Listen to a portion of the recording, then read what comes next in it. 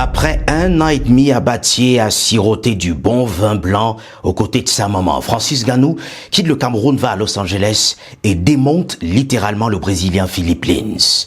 Une autre victoire pour The Predator. Voici les faits.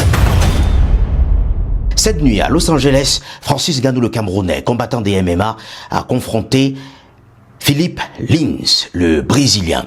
4 minutes et 31 secondes, c'est le temps qu'il a fallu au Camerounais Francis Ngannou pour détruire littéralement son adversaire. Un crochet du gauche, aussi puissant que d'habitude, met à terre Philippe Lins. Francis Ngannou était fort, beaucoup trop fort pour Philippe Lins. En face, pourtant, Philippe Lins n'est pas n'importe qui, le Brésilien. C'est 18 victoires, dont 4 consécutives en tant que combattant de MMA. Francis Ngannou, quant à lui, c'est 19 victoires en MMA, dont 13 par KO, ou TKO. Il n'a enregistré au courant de sa carrière jusqu'à présent que 3 défaites sur décision unanime du jury. Francis Ngannou reste et demeure the baddest man of the planet. Il l'a dit lui-même lorsqu'on lui demandait s'il pense qu'il est toujours le meilleur. Il a répondu oui.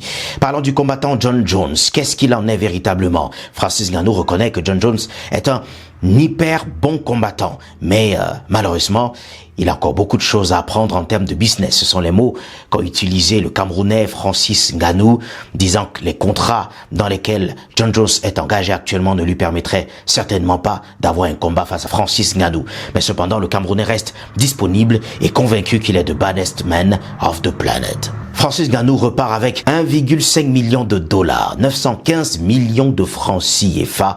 Ça, c'est pour commencer. Et sans compter les bénéfices autour de ses sponsorings, ses performances au combat et naturellement les revenus générés par le streaming. C'est une première sur Netflix, la diffusion en live d'un combat de MMA. C'était cette nuit et c'était un grand événement à Los Angeles. Félicitations, Francis Ngannou. C'était les faits.